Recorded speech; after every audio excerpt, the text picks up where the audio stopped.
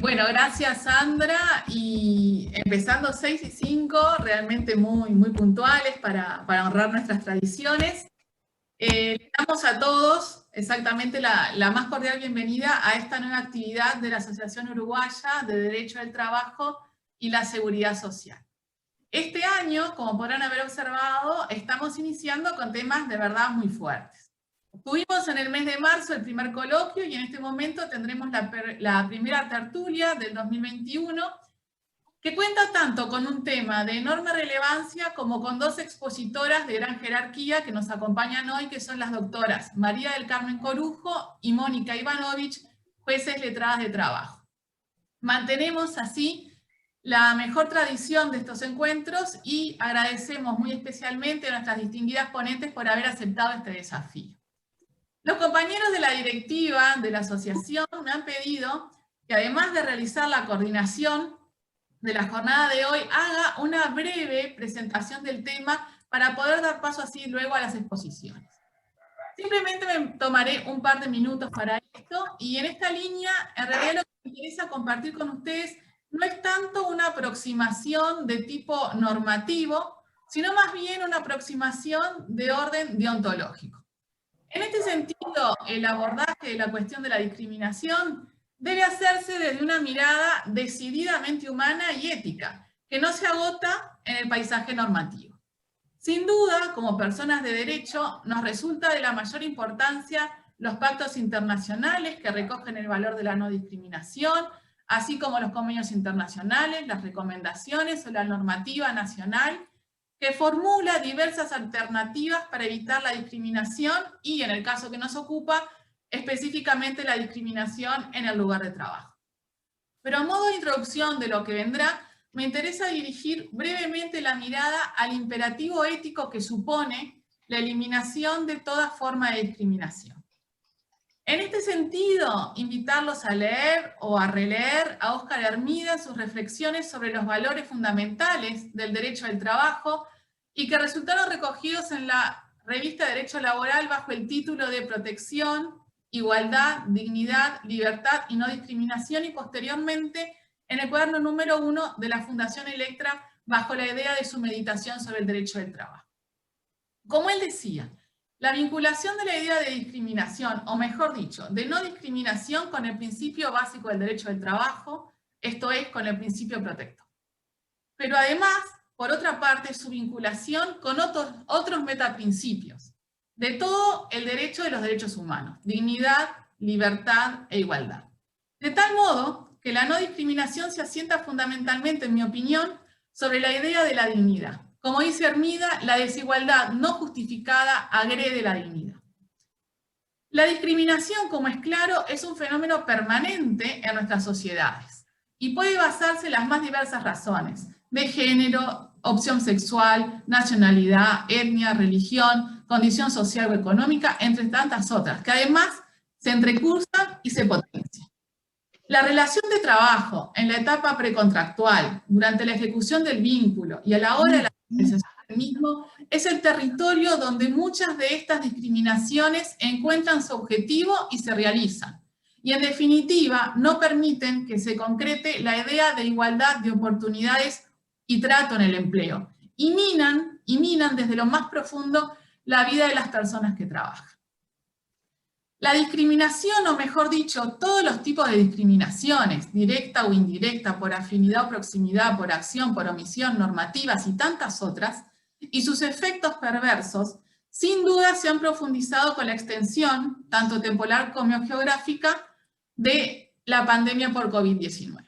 La propia OIT alerta sobre el efecto que, entre muchos otros, tiene y tendrá sobre el mercado de trabajo y particularmente sobre la participación de las mujeres en él. Si el derecho del trabajo, como decía Sartú, es antropocéntrico, entonces tiene en su propio corazón la noción de dignidad y, en consecuencia, la eliminación de toda forma de discriminación injustificada. En la misma línea se expresa el informe de la Comisión Mundial sobre el Futuro del Trabajo, cuando edifica buena parte de sus ideas bajo el paradigma de la discusión de un programa centrado en las personas. No puede olvidarse que, como un plan de acción en favor de las personas, la Asamblea General de las Naciones Unidas en septiembre de 2015, de cara a la Agenda 2020, sitúa el trabajo decente como uno de los objetivos de desarrollo sostenible. Y no puede haber trabajo decente si no se respeta la idea de dignidad y si no se pasa además de la idea a la acción. El futuro del trabajo y el futuro del derecho al trabajo al que aspiramos no se limita a la forma en que incorporamos nuevas tecnologías y todos los prefijos de nuestra época, ciber, cripto, nano, sino que debe delinearse bajo la idea de dignidad dentro de la cual la no discriminación tiene sin duda un papel estelar. Estoy segura de que hoy estamos dando un paso más en el análisis del tópico y qué mejor que dos distinguidas magistrados nos guíen hoy en la comprensión de la construcción jurisprudencial del tema. Damos entonces la bienvenida a todos y concedemos la palabra a la doctora María del Carmen Corujo, juez letrado de primera instancia del trabajo de quinto turno, y a la doctora Mónica Ivanovich, juez letrado de primera instancia del trabajo de tercer turno. Las escuchamos. Bueno, muchas gracias por la presentación. Y sí, como tú hacías referencia, yo, para hacer este tema, estuvimos viendo distintas sentencias, distintos tipos de discriminación, y comenzamos este PowerPoint haciendo referencia a alguna normativa existente sobre el tema. Si bien existe una normativa variada sobre el punto, tenemos que tener en cuenta que el artículo 8 de la Constitución consagra el principio de igualdad, y la no discriminación es parte de ese principio. Y como lo señala Hermida en el trabajo que tú citaste, la no discriminación intenta evitar que existan trabajadores de clase A y B, pero trata de evitar esas diferencias injustificadas dentro del universo de los desiguales. Con respecto a, no voy a hacer referencia a toda la normativa para no extenderme en cuanto al punto, pero sí comenzar diferenciando de acuerdo a los tipos de discriminación, aquella, la directa o indirecta, o sea, la directa vinculada directamente a la diferencia de trato, de consideración o de tratamiento, sin una situación objetiva que la justifique o explique, lesionando de esa manera la dignidad del trabajador y por tanto su derecho humano fundamental. La indirecta, en aquella que la medida por sí no aparece como discriminatoria, pero que lleva la intención de ser discriminatoria. Los ejemplos típicos de esta serían aquellos despidos que se dan por consecuencia de la enfermedad del trabajador y que se disfrazan bajo la forma de un despido por causas económicas u otras causas que alegue la empresa. Luego tenemos la discriminación múltiple, que es aquella que se presenta, es una nueva forma de discriminación que se produce en relación entre diversos factores, por ejemplo, género, etnia, orientación sexual, entre otros. Y con respecto a este tipo de discriminación, hay un caso que resulta interesante, que si bien no es de estrictamente orden laboral, pero sí nos hace ver cómo esta discriminación múltiple afecta a las personas. Es una sentencia de la Corte Interamericana, el caso González Luis y otros contra Ecuador, donde la Corte Interamericana concluye que Thalía González Luis sufrió una discriminación derivada de su condición de persona con VIH, niña, mujer, viviendo en situación de pobreza y con falta de educación. Luego tenemos la discriminación vertical u horizontal, que es aquella que se realiza o en forma directa por empleador o por los superiores de la empresa, el personal superior, y la horizontal, la que se realiza por los compañeros de trabajo. Con respecto a esto, hay una sentencia, la 65 del 2019, del STAT 4, que si bien no trata la discriminación vertical u horizontal, sí se ven las consecuencias de ella en este caso, que específicamente se trata de una persona que demanda por alegando que fue despedida. La demandada dice que hubo un despido por notoria mala conducta y que esa notoria mala conducta estaba configurada porque la parte actora propiciaba un trato inapropiado e inaceptable a varias compañeras de trabajo. Siendo esto un hecho constitutivo de un acoso sexual ambiental.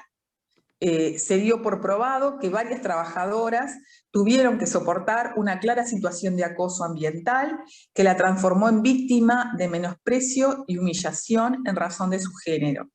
Les hacía chistes con connotaciones sexuales o que estaban fuera de lugar, llegó a acorralar a una trabajadora en un pasillo y la sentencia concluye que no hay duda que se trató de un acoso sexual ambiental, lo que superaba razonablemente lo que puede entenderse como simples bromas entre compañeros de trabajo, lo que no se puede admitir en ningún ambiente sano, debiendo estarse atento a cualquier ataque a la dignidad de las trabajadoras.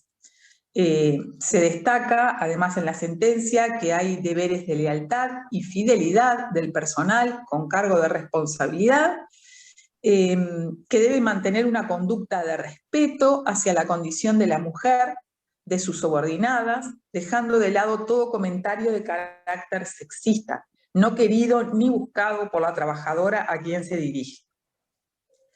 Lo que no fue respetado por el actor, quien debía conocer sus deberes hacia el cargo. Los comentarios que le escucharon sus congéneres dan cuenta de una conducta, dice, que excede el de un hombre diligente y razonable, y dañan y humillan a sus compañeros de trabajo, pues ello implica una ofensa a la dignidad del personal femenino y a la mayoría del masculino, que se comporta correctamente, lo que determina la justificación del despido por notoria mala conducta.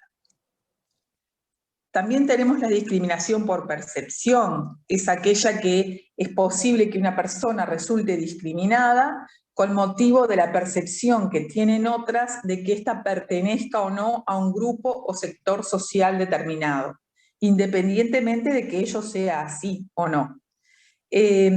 La Corte Interamericana también trata este tipo de discriminación en el caso Flor Freire versus Ecuador, una sentencia del 2006, donde dice que este tipo de discriminación busca impedir o anular el reconocimiento, goce o ejercicio de los derechos humanos y libertades fundamentales de la persona que es objeto de este tipo de discriminación.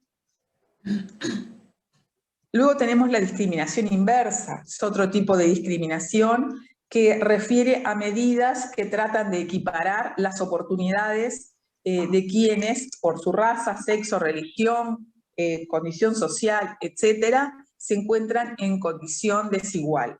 Este es el caso Fredo, que ya lo vamos a ver en la próxima, en el próxima Power que sigue, donde referimos a en qué etapas se puede producir la discriminación. Una etapa es la precontractual, la contractual o la postcontractual, como lo señalaba la doctora Amalia de la Riva. En la etapa precontractual, si bien hay libertad de contratación por parte de todos los empresarios, sin embargo, esta libertad de acceso al empleo y de selección de personal se encuentra limitado por algunas normas. Entre ellas, por ejemplo, el test de embarazo, establecido por la ley 18.868, donde específicamente está prohibido, no solo en el ámbito precontractual, sino también en el contractual, si fuera para un ascenso, la posibilidad de un ascenso. la ley 17940 en materia de discriminación sindical, la ley 16.045, discriminación por motivo de sexo, o la 17.817, la discriminación por motivo de raza, religión, etc. Con respecto a, en el ámbito precontractual, encontré una sentencia que me pareció interesante, que es del Tribunal de Justicia de la Unión Europea del 23 de abril del 2020, caso 507 de 2018. Se trata de una situación en la cual una persona hace declaraciones públicas en una entrevista que se le realiza por un medio radiofónico, y esta persona declara que no desea contratar en su bufete de abogados personas que sean homosexuales. Esto dio lugar a que una asociación de abogados que defiende los derechos de las comunidades LGBTI lo demandara con el fin de obtener una indemnización.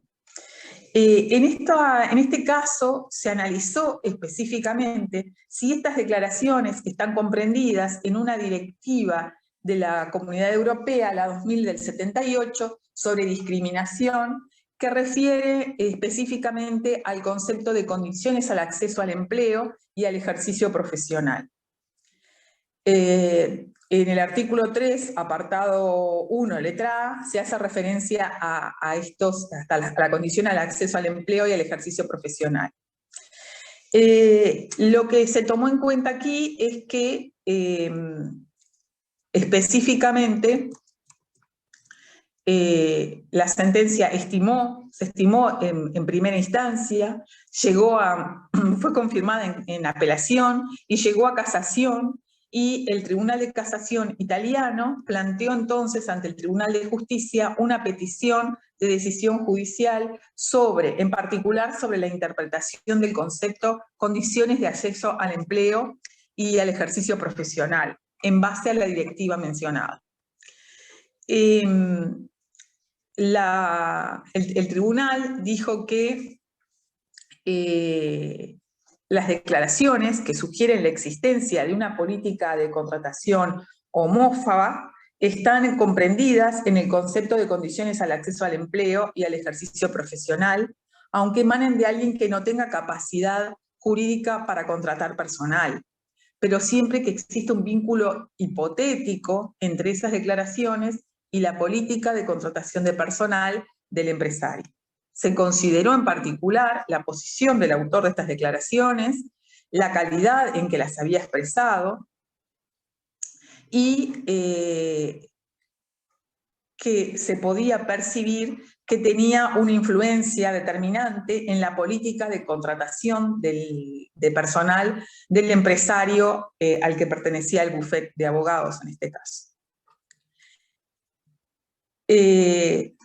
También se analiza el contexto en que se produjeron las mismas, el carácter público o privado. Y también se analizó, en este caso, el ejercicio de la libertad de expresión. Porque se dijo que, en realidad, la libertad de expresión es un derecho, pero no es absoluto, y que su ejercicio puede comportar limitaciones, siempre que estén establecidas por la ley y respeten el contenido esencial de ese derecho, y se valoró, en este caso, se analizó de acuerdo al principio de proporcionalidad. Por lo que dice que se verifica si esas limitaciones son necesarias y responden efectivamente a objetivos de interés general, reconocidos, en este caso por la Unión Europea, o la necesidad de protección de derechos y libertades de los demás. La injerencia en el ejercicio de la libertad de expresión no va más allá de lo necesario para alcanzar los objetivos de la referida directiva, al prohibir únicamente las declaraciones que constituyan una discriminación al ejercicio de la libertad, una discriminación en el empleo o en la ocupación. Y por otra parte, las limitaciones al ejercicio de la libertad de expresión que se derivan de la directiva antidiscriminación son necesarias para garantizar los derechos en materia de empleo y ocupación de todas las personas contempladas en ella. También se analizó en esta situación particularmente la legitimación activa de esta asociación de abogados, y se entendió que estaban perfectamente legitimados porque específicamente su función era defender ante los tribunales los derechos de las personas que tienen cierta orientación sexual y promover la cultura y el respeto de los derechos de esa categoría de personas. Era la segunda y Javier me rompió las bolas. Yo se la fui a dar y se la dieron, no sé. Supuestamente le dio la fe. Bien. Si bien en nuestro derecho no hemos tenido este tipo de procesos, podríamos pensar que qué podría pasar si se diera una situación así, en base un poco a lo que dispone el convenio 111, que hace referencia específicamente al acceso al empleo, lo dispuesto por la ley 16.045, lo dispuesto en materia de, específicamente por el decreto reglamentario 37 del 97, o por la ley 17.817, ¿verdad? Otro caso que parece bien interesante, que les hablaba hoy yo, del caso Fredo. El caso Fredo es un caso muy conocido en Argentina, donde una fundación de mujeres en igualdad, inició una acción de amparo de carácter colectivo contra esta empresa, alegando que ésta realizaba prácticas discriminatorias contra las mujeres en cuanto a la selección de personal. Se establece o se dice específicamente que había un acto discriminatorio en la selección de personal porque la mayoría del personal que componía la empresa era masculino. La sentencia analiza la dificultad probatoria de los actos de discriminación, dice que la carga probatoria pesa sobre el empleador por ser la discriminación un principio que cuenta con sustento constitucional. Dice que la discriminación se encuentra más que en las normas, en los hechos, y que se puede apreciar claramente que durante años la empresa prefirió la contratación de empleados de sexo masculino en una proporción muy importante al margen de la discrecionalidad. Se manejaba un 95% de contratación de personal masculino frente al personal femenino. Se constató que la función que cumplían estos empleados era mucha atención al público, que las búsquedas de selección de personal que se publicaban en los diarios específicamente se ponía preferentemente personal masculino, y la empresa reconoció que tomaba personal masculino para ciertos puestos y argumentó que ello era así porque había que efectuar una limpieza del local, cargar baldes que contenían los productos, que esos baldes pesaban aproximadamente 10 kilos, que a veces había que ingresar a los pozos de frío y que estas cámaras de frío tenían muy bajas temperaturas, que a su vez se necesitaban motoristas o deliveries para llevar las mercaderías, transportar las mercaderías, y que cuando se rompían las motos había que arreglarlas y cargar combustible o cambiar piezas, y que eso todo era un trabajo de hombres. A su vez que los horarios en que se cumplían eran rotativos y que algunos implicaban salir en altas horas de la noche. Por lo que la empresa dijo que lo que intentó fue proteger y no discriminar a la mujer. La sentencia señaló que es un hecho público que las mujeres desempeñan actualmente tareas que requieren mayor esfuerzo físico y no por eso se las califica como penosas o peligrosas o insalubres, y de todos modos, dice, también cabe advertir que la prohibición de realizar estas tareas dirigidas a las mujeres también es reputada discriminatoria. La explicación se reduce a que la prohibición legal debe entenderse justificada para aquellos trabajos que pudieran poner en peligro, en todo caso, la capacidad de gestación, pero no en estos términos como aparece reseñada en la legislación argentina. igual restricción debería corresponder para los que, de igual forma, en términos similares, afectaran a los hombres. Se señala que al limitarse a la mujer por la sola razón de su sexo la posibilidad de emplearse en determinadas tareas y condiciones de trabajo, se está restringiendo su derecho a elegir una ocupación adecuada a sus aptitudes y necesidades. Derecho que en rigor no es sino una manifestación del ejercicio de libertad, posibilidad de elección, que no se limita ni condiciona al trabajador varón, de modo que la prohibición pone en evidencia un inequívoco contenido discriminatorio.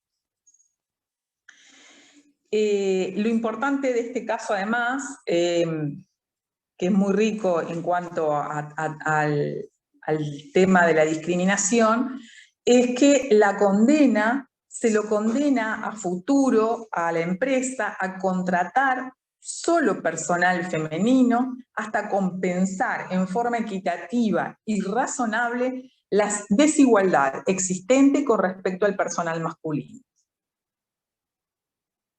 Un fallo diferente, podríamos decirlo así. Otro caso que resulta interesante es la sentencia 114 del 2001 de la Suprema Corte de Justicia, que fue dictada antes de la existencia de la ley, de protección de la actividad sindical, ¿no? En este caso se trata de una demanda que inicia en un grupo de trabajadores en virtud de que trabajaban para un frigorífico, para una empresa tercerizada que trabajaba para un frigorífico. Esta empresa tercerizada cierra, el frigorífico también, y ellos son despedidos, pero se encuentra otra empresa que se haría cargo de la actividad del frigorífico y a su vez de la empresa tercerizada.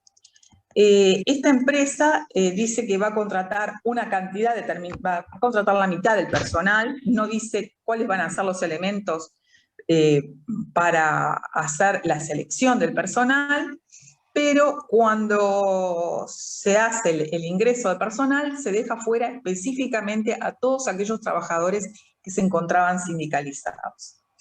Lo importante de esta sentencia es que, más allá de que en definitiva no se hace lugar a lo que piden porque los trabajadores reclaman un despido abusivo, y la Corte dice que en realidad no podrían nunca haber reclamado un despido abusivo porque no hay un vínculo contractual entre esa empresa sucesora del frigorífico y ellos, pero sí hace referencia a que lo que existe, una de las consideraciones de parte de la Corte, es que entienden que no se podría haber dejado de lado a un trabajador por el solo hecho de tener antecedentes de actividad gremial.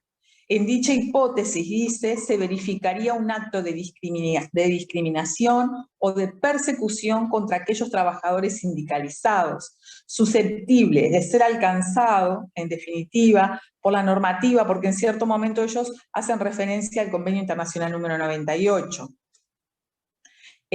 al artículo primero del Convenio 98. Pero específicamente dicen que la acción no puede prosperar nunca porque, en definitiva, ellos están accionando por un despido abusivo cuando en realidad nunca hubo un contrato. La empresa nueva, la sucesora, no despidió a los trabajadores y por tanto nunca podría ser condenada a abonar una indemnización por concepto de despido abusivo, aun cuando no hubiera cumplido de buena fe el acuerdo invocado en la demanda y perjudicado a los trabajadores recurrentes.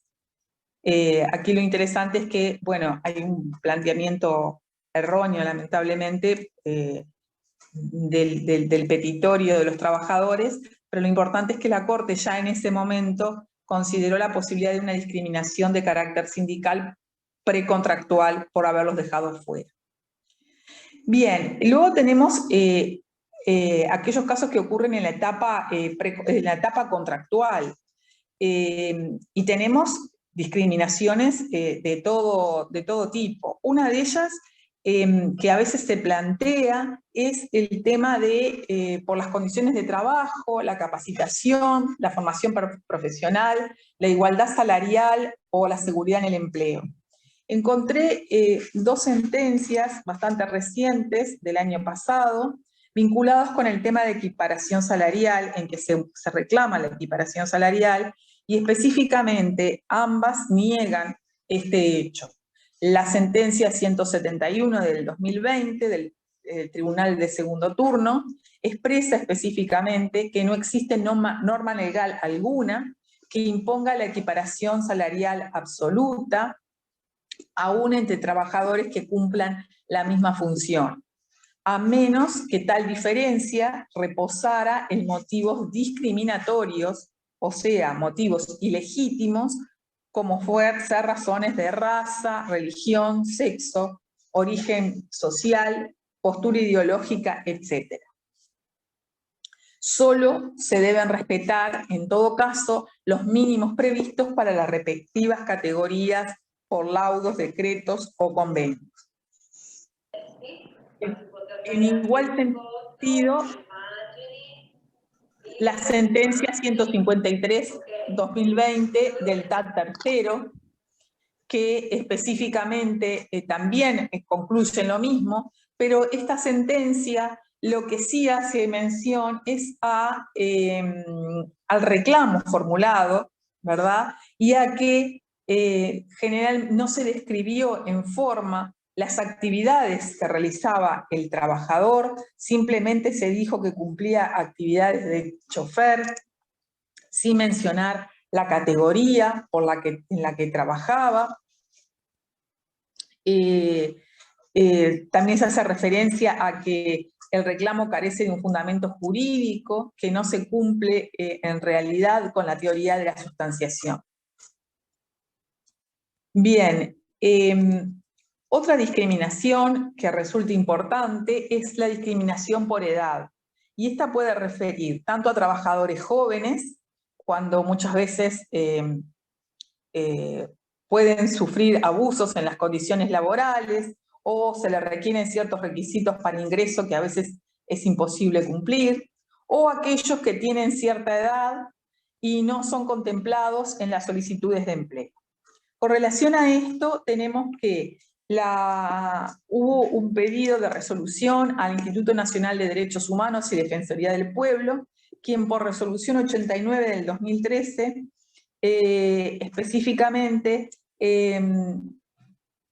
hizo alusión a esto y señaló que la discriminación es un pilar del derecho del trabajo y de los derechos humanos, la no discriminación, perdón, y que surge del desarrollo del artículo 8 de la Constitución y del Convenio Internacional 111, por lo que entiende que en base a ese principio mencionado, deben elaborarse llamados públicos donde no exista limitación de edad, salvo cuando estos se fundamenten estricta y claramente en el principio de razonabilidad y cuando refieren a políticas afirmativas tendientes a mejorar las condiciones de acceso de otros grupos vulnerables de acuerdo a la normativa vigente.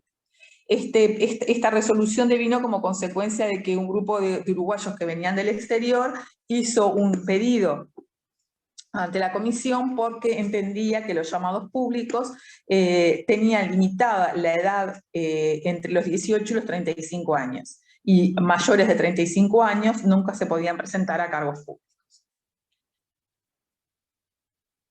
Luego encontré la sentencia 187 del 2019 del TAT tercero, donde se hace mención justamente a un trabajador que tiene 55 años y 37 años de trabajo en la empresa.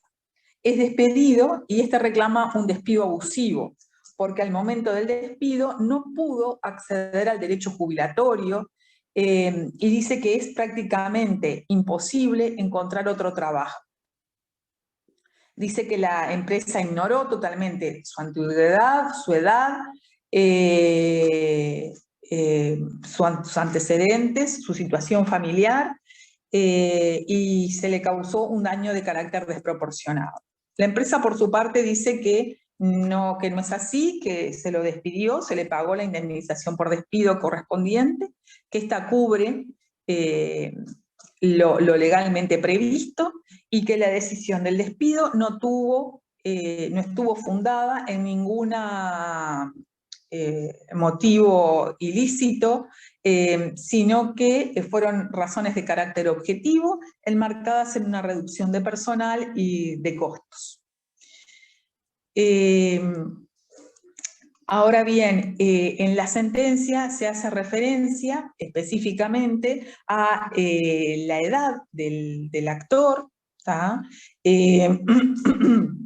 perdón, se hace referencia a su vez a que es un hecho de público conocimiento y no controvertido, que a partir de los 55 años es muy difícil la reinserción laboral, y tal es así que el beneficio del seguro de desempleo a partir de los 50 años se extiende en forma considerable respecto de otras personas que tienen menos de esa edad, de acuerdo a lo dispuesto por la ley 18.399. Y además señala que es una dificultad que se acrecienta todavía mucho más cuando el trabajador se desempeñó solo y únicamente durante 37 años para un único empleador. La sentencia hace alusión a estos elementos, a su vez valora que había un acta de directorio que fue presentada como medio de prueba, donde específicamente se hacía mención a que se iba a mandar al seguro de paro a aquellas personas con sueldos altos, y que iba a haber un problema, que aquellas personas que tenían más de 30 años de trabajo en la empresa, que iban a tener un impacto, esto iba a tener un impacto emocional alto. Entonces la sentencia consideró justamente que este hecho fue un hecho que fue tomado en cuenta de alguna manera por la empresa, pero que independientemente de eso se produjo el despido del trabajador, que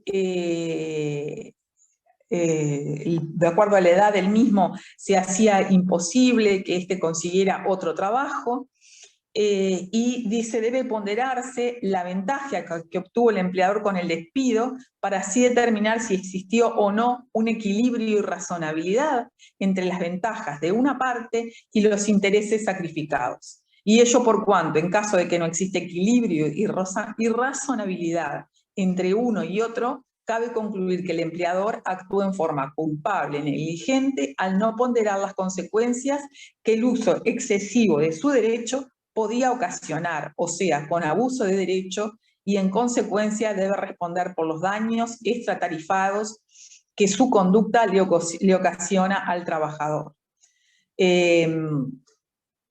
Dice que a su vez, si bien se quedó acreditado que se habían tomado algunas medidas, como rebajas de salarios y demás, también no se acreditó mediante los balances que hubieran problemas financieros, ni que la reducción en la plantilla fuera tan importante que el despido de este trabajador produjera relevancia económica para la empresa. Además que sigue teniendo la misma cantidad de trabajadores.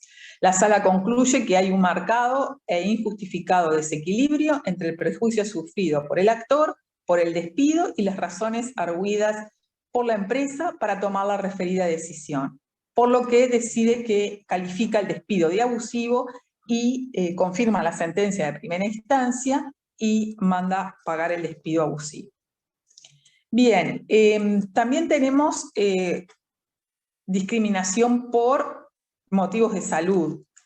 Hay una sentencia que no es muy nueva, es la 411 del 2013 del TAT primero, que refiere a un trabajador que manejaba vehículos en el aeropuerto de Carrasco y era consumidor de marihuana, y se lo despidió por notoria mala conducta. La demandada admitió la relación de trabajo, su extensión, el monto del salario, la categoría, pero repelió la pretensión de condena de la indemnización por despido especial, alegando la notoria mala conducta, y fincó expresamente en que el trabajador había sido sancionado por una comisión asesora y prevención de control de sustancias psicoactivas en el ámbito aeronáutico, y que el actor había recaído en el consumo de marihuana, cosa que él había declarado específicamente ante la propia comisión, había reconocido el consumo, y por lo que entendió que había mediado notoria mala conducta.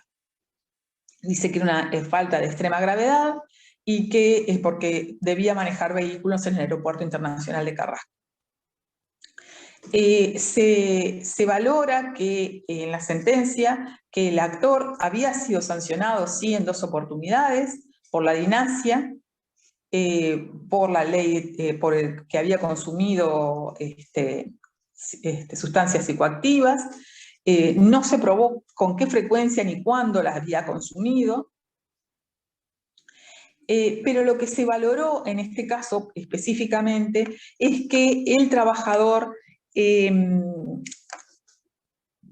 si bien tenía una adicción, él estaba en tratamiento en ese momento, estaba amparado al seguro por enfermedad, y que la adicción constituye una discapacidad que radia la acción de voluntad del adicto, lo que habilita 2 consecuencias. Una, que no pueda ser calificada como notoria mala conducta, porque le falta el elemento de voluntad en la acción desarrollada, y otra, porque el despido movilizado por la discapacidad en el periodo en que se encuentra bajo el estatuto legal de enfermo, constituye un acto discriminatorio. Por lo que entiende que al momento del despido padeció una adicción y estaba siendo tratado por psiquiatra y amparado al seguro de enfermedad, constituye su despido un acto discriminatorio del empleador, y que el ordenamiento jurídico nacional responde con la imposición de una indemnización especial tarifada, por lo que no corresponde el despido por notoria mala conducta. Bien. Después tenemos una discriminación por religión, en que es la sentencia 43 del 2013, donde un trabajador sostuvo que hubo un despido indirecto vinculado con que hubo un acoso moral padecido. Él relata que el demandado ejercía conductas reprochables y discriminatorias hacia él al conocer sus creencias religiosas. Él profesaba una religión evangelista y se le burlaban permanentemente, lo ridiculizaban en presencia de otros compañeros de trabajo y de clientes, le decían que él era pastorcito, le decían, ponga la mano en la Biblia, usted es cristiano, puede cubrir 2 turnos porque tiene que ser buena persona. Se reían de su situación, y esto provocó, en definitiva, que el trabajador se diera por indirectamente despedido. La sentencia de segunda instancia confirma la de primera instancia, y se señala específicamente que hay un ataque a la dignidad laboral por cuanto el trato del demandado y de otros compañeros afectaba su orientación religiosa, lo que le produjo una aflicción y determinó su renuncia, pese a que era la fuente principal de sus ingresos. Se señala que el empleador no respetó su dignidad, no aseguró la moralidad del ambiente de trabajo, por lo que se configuró este despido indirecto. Bien, y bueno, esto es por el momento, hasta aquí voy yo. Ahora seguiría Mónica, entonces. Gracias. Bueno, buenas tardes, y bueno, en primer lugar agradecer la invitación de la asociación para participar en estas tertulias, y bueno, mi planteo va a ser el siguiente. Voy a analizar 4 sentencias en principio, 2 de ellas relativas a la discriminación por razón de raza, que son de larga data, y 2 respecto a la discriminación por orientación sexual. ¿Y por qué las elegí? Más que nada porque aluden a las consecuencias de la discriminación, que son elementos que se pueden utilizar como indicios en las sentencias. Por ejemplo, van a ver que en muchas de ellas se refieren al ambiente laboral, y justamente cómo se refleja esa discriminación en el ambiente laboral. Y también las elegí porque refieren a la carga probatoria. Entonces, allí voy a analizar las posiciones que hay respecto a esa carga probatoria. Bueno, la primera sentencia que voy a analizar, que voy a contarles de qué se trata, es la sentencia número 30 de 2009, del 14 de mayo de 2009, que es de la doctora De Camilli, ¿ya? Es una sentencia que fue confirmada por el Tribunal Tercero, por sentencia 103 de 2010, y bueno, se trata de una situación de discriminación racial. Se trata de primero un trabajador que egresó por despido, por notoria mala conducta. Llevaba ya en la empresa 6 años. Se desempeñaba como auxiliar. Al egreso no se le abonó, por supuesto, la indemnización por despido y el aguinaldo, por lo que reclama esos rubros y el despido abusivo, porque dice que la empresa lo injurió atribuyéndole una falsa notoria mala conducta, consistente en la discriminación racial, y consistente también en amenazas e insultos a otros empleados. Y sostuvo que lo único que buscaba la empresa es reducir al personal con mayor antigüedad porque tenían más salario y contratar a nuevos trabajadores con menores salarios. Por lo tanto, también reclama el despido abusivo, sosteniendo que justamente la empresa le produjo un daño muy importante y lo privó de ser contratado nuevamente por su mal antecedente. La empresa, por su parte, admite el ingreso y el egreso del actor y la categoría que menciona, y sostuvo que el actor fue despedido por notoria mala conducta, controvirtiendo la causal utilizada en la demanda. Dice que la grave inconducta del actor consistió en formular comentarios racistas a una compañera afrodescendiente, realizar burlas constantes y actos discriminatorios hacia la misma, quien en varias oportunidades manifestó su desagrado. Además amenazó a otra compañera acusándola de buchona por dar cuenta al encargado de atrasos en el pedido. El actor descalificaba a sus compañeros de trabajo, no de modo coloquial, sino agresivamente. Y dice la demandada que la conducta del actor estaba afectando el honor de sus compañeros de trabajo y las normas escritas de comportamiento de la empresa. ¿Ah? Y por último también se controvierte el despido abusivo, pues el despido estuvo motivado en gravísimas inconductas del actor. ¿Qué consideró la sentencia? Bueno, la sentencia basada en la declaración de los testigos, muchos de ellos habían sido denunciantes y otros no, así como los supervisores y encargados, entendió que existía por parte del actor un trato inapropiado con una de sus compañeras, utilizando vocablos referidos a la raza negra. Dice, en particular, dice la trabajadora, que todos los días había un motivo, ¿tá? Todos los días se iba llorando de la empresa, lo que motivó que hablara con su compañero y con los encargados, pero esto no tuvo resultados, hasta que habló con el gerente e hizo la denuncia escrita. Dicen los testigos, por ejemplo, que una vez se quemaron las medias lunas del lugar y el actor expresó que habían quedado como su compañera, ¿tá? Y después pasaron imágenes de África referidas a elefantes africanos, y eso estuvo sobre la pobreza y miseria de África, concluyendo que es negro y es pobre. En definitiva, se concluye que de acuerdo a las declaraciones testimoniales existió un hecho de suma gravedad, consistente en un comportamiento inadecuado e incompatible con un ambiente normal de trabajo y violentando el manual del empleado. Aquí justamente la sentencia menciona lo incompatible de este comportamiento con ese ambiente de trabajo. Y ese ambiente de trabajo muchas veces sirve de indicio, por lo menos para los sentenciantes, darnos cuenta de que puede haber una conducta de discriminación. Dice, si bien hay testigos propuestos por la parte actora que refieren a que no existió mala intención del actor, la sentencia dice igualmente la mala conducta se verifica, pues hay comentarios que no deben realizarse en un ámbito laboral, y una política de no discriminación de la empresa. O sea, la empresa debe tener una política de no discriminación. Sostiene la sentenciante también que resulta elemental para lograr un relacionamiento laboral respetuoso, considerar que la ironía y el sentido del humor no tienen las mismas características en todas las personas y circunstancias, por lo que el comportamiento del actor no solo resulta inapropiado, irrespetuoso y grosero, sino que es un grave incumplimiento al contrato de trabajo, por lo que resulta razonable, de acuerdo a las reglas de la experiencia, que la empresa haya calificado la mala conducta la actitud del actor. Por lo tanto, rechazó la demanda en todos sus términos, lo que fue confirmado por el Tribunal de Segunda Instancia del Tribunal Tercero en sentencia 103 de 2010. Luego tenemos otro caso, de discriminación por raza, que aquí también vemos el tema de la carga de la prueba, que es la sentencia definitiva número 273/2012 del 1 de agosto de 2012. Es del Tribunal Primero. Se trata de un trabajador, una trabajadora que fue despedida el 27 de octubre de 2010. Llevaba en la empresa más o menos 3 años de trabajo.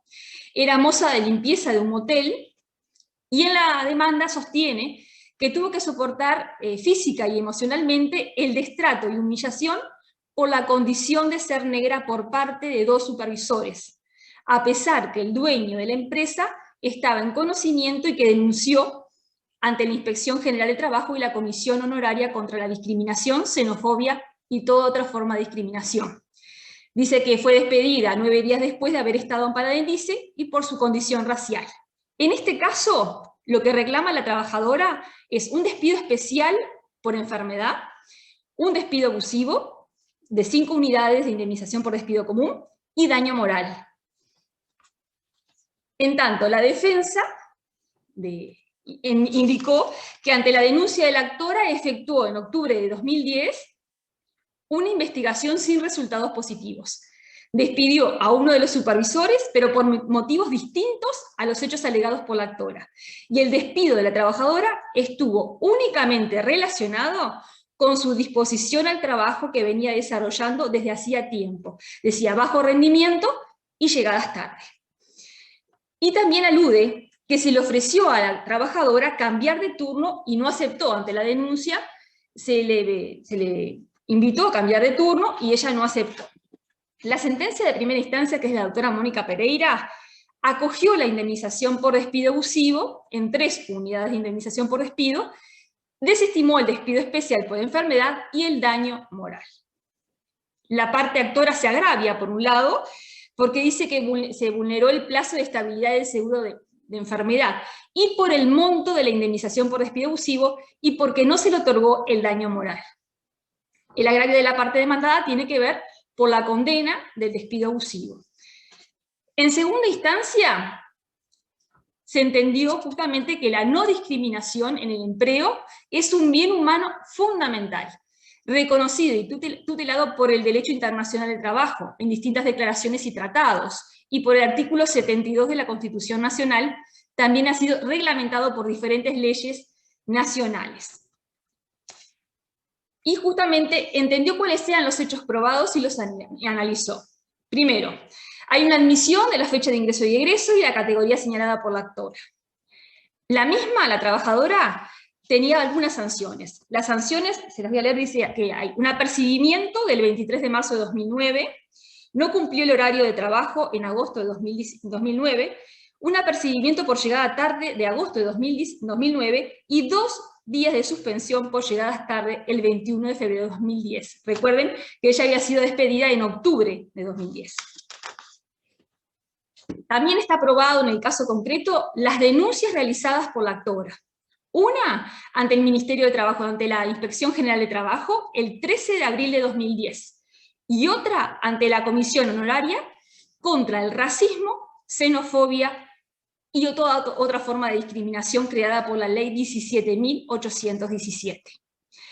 En la Inspección General de Trabajo se resolvió en un principio en junio de 2010 solicitarle a la empresa como carácter preventivo coordinar con el MIDES un taller con respecto a la discriminación y para que no haya hechos como los denunciados.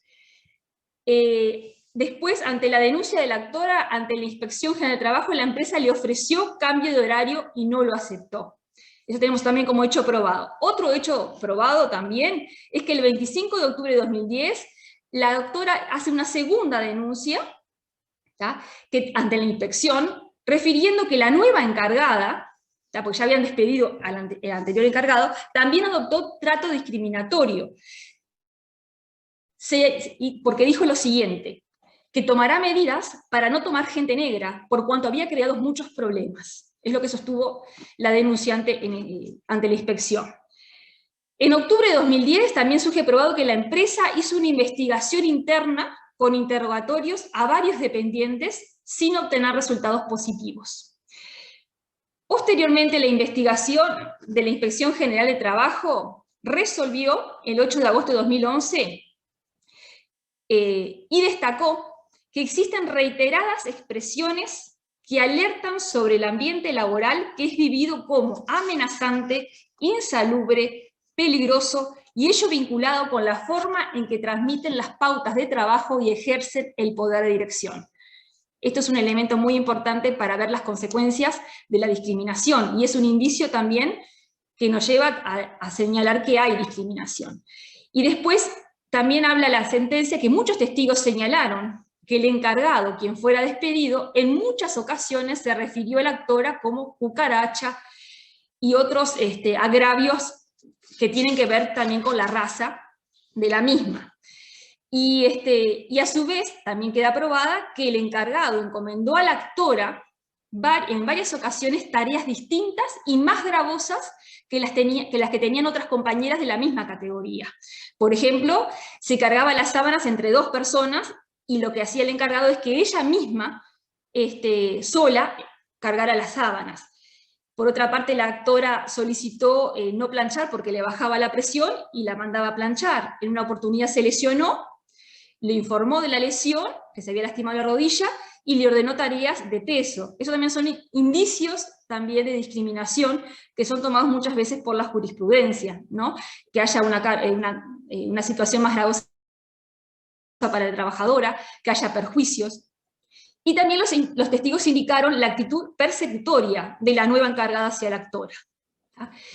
Y también está el propietario de la empresa, que está probado que tenía conocimiento y escabullía y no atendía a la actora. Y por otra parte, la sentencia dice que no se probó la conducta reprochada a la actora de bajo rendimiento. Dice que el empleador tenía la carga de la prueba de que el despido cuestionado tenía determinada explicación ajena al color de piel de la trabajadora. Dice que esto es importante, dice, evaluada la prueba bajo la guía de la distribución de las cargas probatorias, conforme a la regla establecida por la Ley 17.940, aplicable por analogía, arroja una altísima probabilidad que la empleadora puso fin a la relación de trabajo arbitrariamente por su mera condición de raza negra. Dice, resultó acreditada la persistente actitud persecutoria de 2 encargados de turno y superiores de la actora, con expresiones agraviantes, también expresada en la adjudicación arbitraria de tareas más gravosas, pesadas e injuriantes para su dignidad y estado físico. Y también destacó otro elemento, que es la pasividad de la empresa para prevenir y eliminar el trato discriminatorio, pues la empresa se enteró de la denuncia realizada en mayo de 2010 y recién realizó una investigación en octubre de 2010. Y dice que no custodió que la nueva encargada no llevara a cabo la misma conducta. Toleró la conducta discriminatoria durante meses y la misma se produjo bajo vista, paciencia e inacción de la demandada. Además, la última sanción que tiene la actora data de 8 meses antes y no pueden conectarse con el despido con esa última sanción que fue en febrero de 2010. Por lo tanto, esta sentencia de segunda instancia, por un lado desestimó el despido por enfermedad porque no estaba en el plazo de estabilidad, pero eso es otro tema. Pero en cuanto a lo que es el despido por discriminación, bueno, le otorgó 5 unidades de indemnización por despido, o sea, revocó parcialmente la sentencia, y de acuerdo al artículo 3 de la Ley 17.817, como constató el trato discriminatorio, dispuso poner en conocimiento de la Comisión Honoraria contra el Racismo, la Xenofobia y toda forma de discriminación la presente sentencia. Y por último, desestimó el daño moral porque no había un hecho propio diferente a aquel del despido y que estaba contemplado en ese despido abusivo. Luego tenemos otra sentencia que tiene que ver con la discriminación por orientación sexual. Esta sentencia es la número 238/2009, del 23 de septiembre de 2009, del Tribunal Primero. Y aquí tenemos que el tribunal se integró en su momento por los doctores Posada, Morales y Pianizza, y cuenta con la discordia de la doctora Rossi. Y aquí justamente lo que importa son las cargas de las pruebas. Bueno, se trata de un trabajador que al año más o menos de estar trabajando fue despedido en febrero de 2006. Y este trabajador reclama una indemnización plus en base a que el despido tuvo la característica de abusivo, a causa de la discriminación por razón de sexo o por la apariencia de ser. ¿En qué fundamenta el trabajador ese despido? Es que un día después de ser emitido en un canal de cable local una reseña del baile de los negros, donde aparece vestido de mujer, y siendo un hecho público y notorio que el baile congrega a homosexuales de la ciudad, se lo despidió. Y se basa en la violación de lo dispuesto en la ley 16.045. La parte demandada admitió la relación laboral con el actor, que se desempeñaba como naftero en la pista de estación de servicio, la cual se encontraba en una radial de la Ruta 2, y cumplía funciones en forma normal, aunque con algunas faltas y retrasos sin aviso. Dice que esa estación depende del movimiento vehicular. Negó el despido discriminatorio y señala que el cese obedeció a una disminución del personal a causa de la reducción de trabajo y de las ventas por ausencia de turistas que ingresen a Uruguay por el puente y por Ruta 2. Si bien dice que en el año 2006 ingresaron 5 empleados, ese mismo año ingresaron 9. Y solamente ingresó 1 a mediados de temporada, aún vigente el corte, que fue el 17 de marzo de 2006, como naftero. Y rechazó que se haya violado la ley 16.045, la que en ninguna referencia hace a la situación como la planteada. Por último, negó tener conocimiento de los supuestos eventos relatados en la demanda, es decir, la emisión del programa e imágenes del actor en que aparecía disfrazado de mujer. En la sentencia de primera instancia se desestimó la demanda, pues entendió que no se probó que en los hechos vinculados con el despido hubiera una conducta tendiente a lesionar al trabajador y al actor, y no se probó el abuso de su perjuicio conforme al artículo 139. Dice, no probó la ilicitud del despido en los motivos, ni en la finalidad, ni en la forma. En cambio, la demandada acreditó que el despido obedeció a una causa razonable y no tuvo un fin espurio. Por supuesto que el actor se agravia de esta sentencia, porque dice que no se tuvo en cuenta que lo que se alegó es que el despido fue discriminatorio, ¿tá? Y que no se alegó, lo que no se alegó fue que el trato antes y después del despido haya sido discriminatorio, sino el mismo despido. Y no se tuvo en cuenta los ingresos, el ingreso de personal. Se ingresaron 2 nafteros y 2 cajeras. Y que tampoco quedaron claras cuáles fueron las razones del despido, si fue las llegadas tardes, o las faltas sin aviso, o la reducción del personal. Y que no es creíble lo dicho por el demandado en cuanto que no tuvo conocimiento a qué tipo de baile es el denominado baile de los negros, siendo un hecho, sostiene que es un hecho público y notorio que es conocido quienes concurren a ese baile. El tribunal integrado por Posada, Morales y Pianizza confirman la sentencia y dicen lo siguiente, que la normativa invocada, que es la ley 16.045, no es aplicable al caso concreto, pues no refiere a cualquier discriminación, pues alude a la propia actividad laboral, ¿tá? Y a cuestiones entre hombres y mujeres, ¿tá? Y no se tiene en cuenta la condición de homosexual o de conductas desarrolladas fuera del ámbito laboral. Por lo tanto, quedaría fuera de esa ley 16.045, sin embargo, va a analizar el tema de acuerdo al principio iura novi curia y conforme a la ley 17.817. Y acá en este caso dice que va a aplicar los principios generales que regulan la distribución de la carga de la prueba, que son el artículo 137 y 139 CGP. Por lo tanto, las partes deben probar los hechos invocados y que sean controvertidos. Al actor, los hechos constitutivos de su pretensión, o sea, el despido, se debe a actos de discriminación, por razón de sexo o por apariencia de serlo. Y al demandado los hechos modificativos, impeditivos o extintivos de aquella pretensión, que el despido no se verificó por causas ajenas a las laborales, sino por reducción de personal. Y dice la sentencia que no cambia estas circunstancias porque la causa del despido alegada esté en juego un derecho humano que es la no discriminación. Concluye que el actor no probó que el despido obedeciera a un acto de discriminación laboral por razón de sexo. No hay declaración en tal sentido ni indicios. En cambio, existen elementos probatorios e indicios que la causa del cese invocada resulta más que nada razonable, porque se probó la reducción de personal, aun cuando ingresaran nuevos empleados, y lo que admitió también el trabajador en su declaración. Asimismo, hay pruebas por informes que demuestran la reducción de ingresos de personas por el puente General San Martín. Y que ese hecho, razonablemente va a reducir la cantidad de personas que puedan pasar por la estación. Dice que no existió durante la relación laboral ni después ningún tipo de manifestaciones de discriminación. Dice que la única referencia que hace el actor a un acto de discriminación fue una supuesta conversación que no se sabe cuándo fue,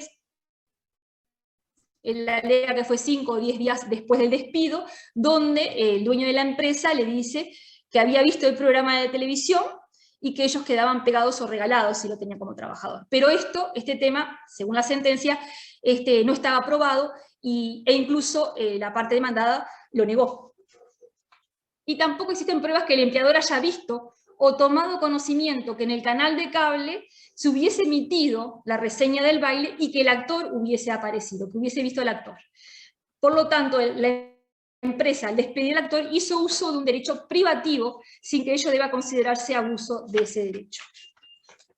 No obstante, esta sentencia cuenta con la discordia de la doctora Rossi, que dice justamente que aclara que dice que el actor dijo que su despido fue discriminatorio, ni antes ni después. Señaló que hubiera trato discriminatorio, solamente que el despido.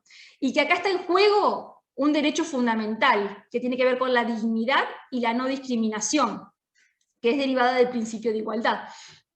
Por lo tanto, es el empleador quien debe probar la justa causa del despido, porque exigirle al trabajador que pruebe la intención discriminatoria es una trampa contra la protección del derecho. Dice que al actor le alcanzaba a comprobar el hecho, que es el despido, y su proximidad temporal con la aparición en el programa de televisión. En tanto, al demandado le correspondía la carga de destruir dicho indicio, lo que en el caso importa probar las inconductas del trabajador y la reducción del personal, las que no probó. Dice, el actor se desempeñaba como naftero y destaca que en enero y marzo se contrataron 3 nafteros, por lo que no parece razonable el motivo esgrimido de reducción de personal. Por lo tanto, concluye la redactora que queda la intención al desnudo de la discriminación alegada por el actor, porque no existe otra explicación razonable a la luz de la prueba de autos.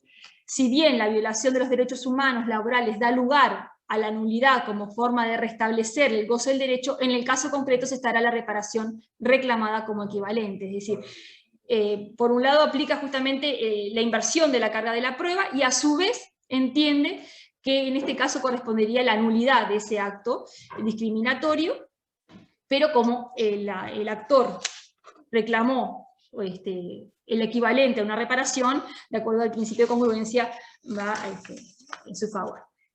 Muy bien, y después tenemos otra sentencia que hablan sobre también discriminación sexual, que es la sentencia definitiva DFA 14-358-2015, CEF 14-233-2015 del 12 de agosto de 2015 del Tribunal Tercero, que también analiza este punto y también analiza la carga de la prueba.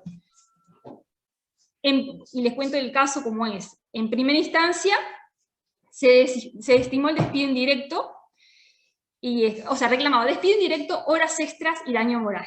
El despido indirecto se debía a tareas no habilitadas por ser menor, pero eso no lo consideramos, tampoco vamos a considerar las horas extras, y el daño moral se relacionaba con la discriminación. Y se agravia la parte actora ante la sentencia de primera instancia, que es de la doctora Alicia Moré, dice que hay una errónea valoración de la prueba, afirmando que ha quedado acreditado que efectuaba tareas que excedían lo que estaba habilitado para realizar, porque este trabajador era menor de edad, que era su primera experiencia laboral y precisaba de su trabajo para ayudar a su familia, y que hizo la denuncia ante el Ministerio de Trabajo y Seguridad Social por discriminación sexual, y que la empresa no había adoptado medidas para prevenir dicha situación.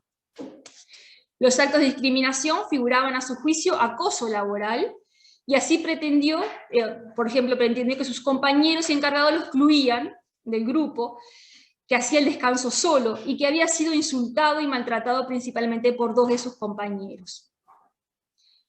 En cuanto a la sentencia de segunda instancia, va a confirmar la sentencia de primera instancia porque concluye que no se verificó la situación de acoso laboral y de discriminación invocada por el actor.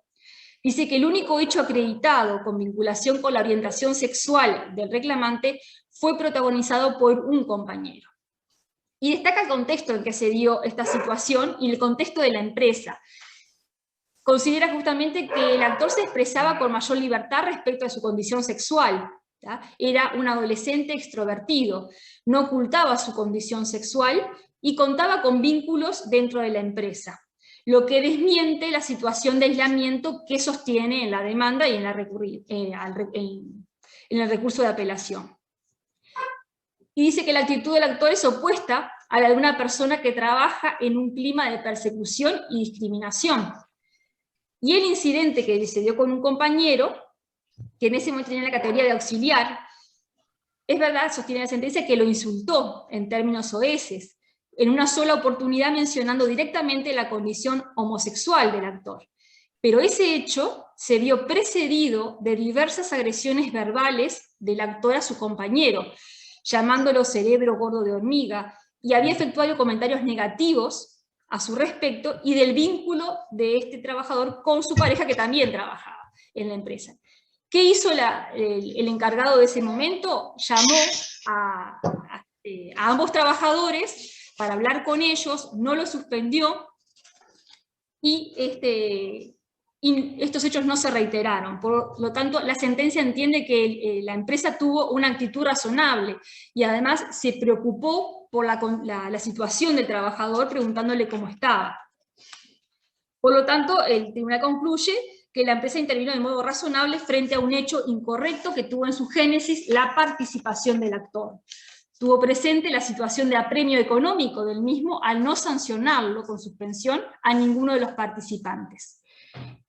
Y a su vez también destaca que el Ministerio de Trabajo y Seguridad Social concluye, dada la denuncia realizada por el trabajador, que la autoridad administrativa no encontró indicadores de violencia laboral, por el contrario describe el ambiente de trabajo como bueno, que esto también es un indicio para considerar si existió discriminación o no. Entonces dice que al actor no se lo puede ubicar como una víctima, como un sujeto pasivo de actos de violencia moral determinados por su condición sexual, sino como una persona corresponsable de hechos inadecuados e incorrectos ejecutados en el ámbito laboral, aunque de escasa entidad ontológica. Por lo tanto, y además destaca que el despido del actor no tiene, o sea, él se considera indirectamente despedido, pero las causas el momento que se produjo el egreso nada tienen que ver con este hecho que tuvo con el compañero que fueron de larga data. Y en especial la sentencia menciona que no comparte lo expuesto por la sentenciante en primera instancia respecto a la aplicación de las disposiciones de la ley 17.940, porque en primera instancia la doctora Alicia Moré aplicó por analogía la ley 17.940. No obstante, llega a la misma conclusión que en primera instancia, por lo que confirma la sentencia recurrida. Y acá tenemos el tema de las cargas de la prueba que surgen de las sentencias que ya mencionamos. Y el doctor Alberto Reyes considera que la carga de la prueba y su distribución cumple una función residual. Es necesaria cuando de todo el conjunto probatorio de las pruebas diligenciadas no son suficientes para definir el caso. O sea, si hay prueba, no tenemos que recurrir a las cargas de la prueba. Sí, cuando hay poca o insuficientes medios probatorios. Y una primera posición que las vimos en las sentencias es la que considera, respecto a la carga probatoria, que se aplican los principios generales del CGP, es decir, el artículo 137 y 139 del CGP. Por lo tanto, el actor tiene la carga, el imperativo de su propio interés, de probar los hechos constitutivos de su pretensión. Por ejemplo, que el despido obedeció a motivos extralaborales o espurios, como puede ser un acto de discriminación. En tanto, el demandado tiene la carga de probar los hechos modificativos, impeditivos o extintivos de aquella pretensión, es decir, que el despido se verificó por causas diferentes a la discriminación. Y justamente es la posición que vimos en la sentencia anterior del Tribunal Tercero, ¿tá?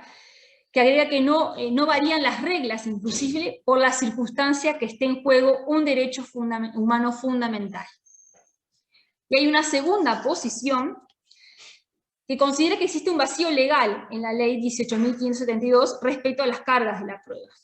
Consecuentemente, de acuerdo al artículo 31 de la ley 18.572, se debe integrar el vacío legal con las disposiciones en materia laboral y en el CGP, en cuanto éstas sean aplicables, se ajusten a lo dispuesto en el artículo 1 y 31 de la ley 18.572 y no contradigan los principios del derecho del trabajo. Y en materia laboral existe una disposición especial que se encuentra en el proceso de tutela especial de la ley 17.940 referida a la protección de libertad sindical. Y esa norma establece que el trabajador deberá fundamentar por qué sostiene que fue despedido o perjudicado, mientras el empleador le corresponde probar la existencia de una causa razonable relacionada con la capacidad o conducta del trabajador o basada en la necesidad de la empresa, establecimiento o servicio u otra entidad suficiente para justificar la decisión adoptada. Entonces, esta posición sostiene que ese vacío legal se llena con las normativas de carga de la prueba de la ley 17.940, del proceso de tutela especial. Ahora, ¿cuál es la naturaleza de la carga de procesal del empleador en la ley 17.940? Bueno, ahí tenemos varias posiciones. Hay quienes hablan de cargas dinámicas, la teoría de las cargas dinámicas, como Oscar Hermida. Después hay quienes hablan de una inversión en la carga de la prueba, u otros de una presunción simple, ¿tá? Como en el caso del doctor Alberto Reyes, que habla de una presunción simple.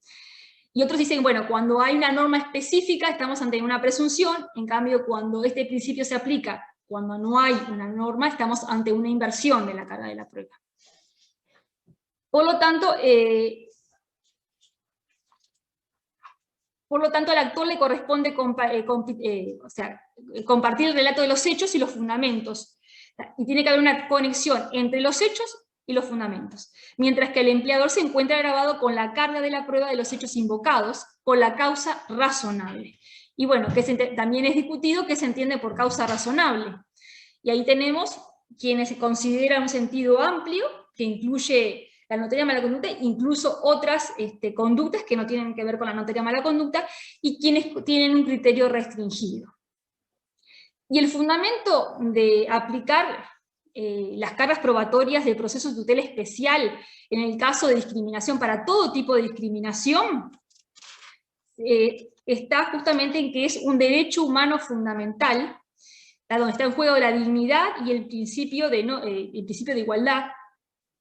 Y esos derechos humanos fundamentales, que están reconocidos y tutelados a nivel internacional y nacional, deben ser custodiados, ¿tá? Y dice, el empleador es custodio de un derecho humano laboral en la relación sustantiva, por lo que ante la denuncia de violación derivada de un acto suyo, en relación laboral se posiciona en situación de carga, imponiéndole el detalle del hecho y su prueba. Porque entiende que exigir la carga de la prueba de la intención discriminatoria al trabajador constituiría una trampa contra la protección del derecho. Y esta es la posición considerada en la discordia de la sentencia 238/2009 del TAT primero, y el fundamento de la sentencia 273/2012 del mismo tribunal. Pero, por otra parte, el Tribunal Tercero, específicamente en la sentencia que habíamos visto, sobre la aplicación analógica del artículo de la ley 17.940, se pronunció expresamente. Dice que no se comparte lo expresado por la sentenciante de primera instancia en cuanto al caso resulten aplicables las disposiciones de la Ley 17.940. La doctrina menciona la existencia de diversas situaciones a la que denomina discriminatorios, que engloban situaciones diversas ontológica y normativamente. Bajo esta denominación amplia suelen ubicarse despidos que se vinculan con la afiliación sindical o la participación de actividades sindicales, el cargo de representantes de los trabajadores, la raza, el color, el sexo, la religión, las opiniones políticas, la ascendencia nacional y el origen social. Sin desconocer la importancia que adquieren las pautas que se extraen de los convenios internacionales de trabajo y normativa de fuente supranacional que ya había mencionado, los despidos calificados como discriminatorios se considera que son ontológicamente y normativamente diferentes, por lo tanto, considera que no se aplica la Ley 17.940 en estos casos, porque es una solución específica para el caso concreto. Y tenemos un trabajo del doctor Alberto Reyes sobre la protección sindical de la carga de la prueba en la revista Derecho Laboral número 222, muy interesante, que entiende justamente que la solución también puede estar en el artículo 139.2 del CGP, que dice así, se pregunta sobre si es necesaria las presunciones.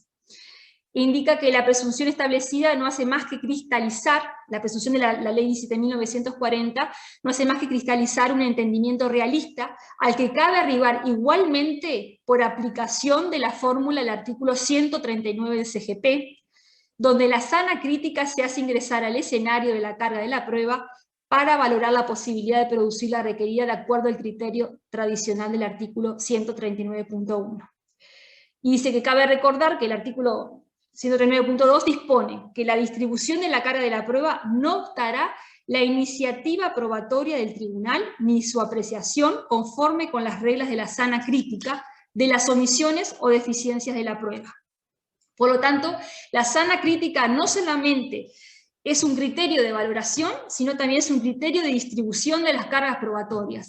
Es decir, el doctor Reyes llega a la misma conclusión, exista presunción o no, llega a la misma conclusión de la posibilidad de aplicar justamente ante estos derechos fundamentales, ante la no discriminación, de considerar el caso concreto y la prueba que tiene cada una y las posibilidades que tiene cada una de las partes para conseguir la prueba.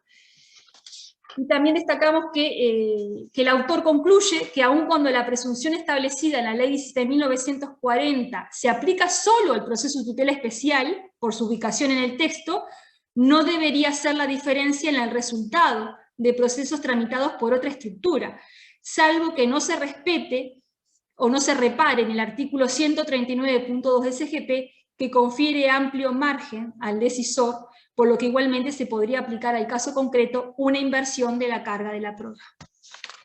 Y también quería destacar que a nivel internacional, la jurisprudencia del Tribunal Constitucional Español acude a la prueba indiciaria, y cuando hay prueba indiciaria, ahí hay un desplazamiento de la carga de la prueba.